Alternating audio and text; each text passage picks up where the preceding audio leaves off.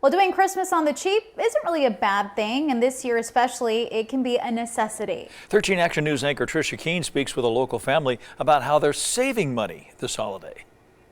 2020 was rough for everybody. Benjamin and Daniel Willard have been fortunate enough to keep their jobs, but their family is still feeling the effects of the pandemic. Their kids are currently being quarantined after being exposed to COVID-19.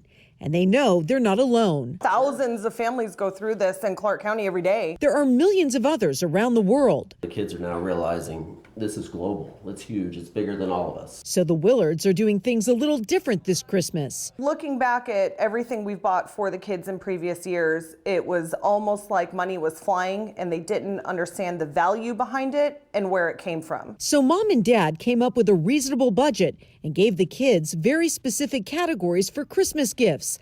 Things you need, things you want, books and clothes. We have to help them through the choice, and what do you do most with your time? What are your hobbies? It makes them stop and think what's really important to them. They also added a spot for giving something to someone less fortunate. They were extremely excited to be able to help, especially when we explained, not everybody's, in the position we are. The Willards say this year's wish list is saving them a lot of money while helping them to reflect on what's important and counting their blessings. There are families that won't have a Christmas at all. Some people may feel an extra emotional burden from not being able to buy as many gifts for loved ones this year.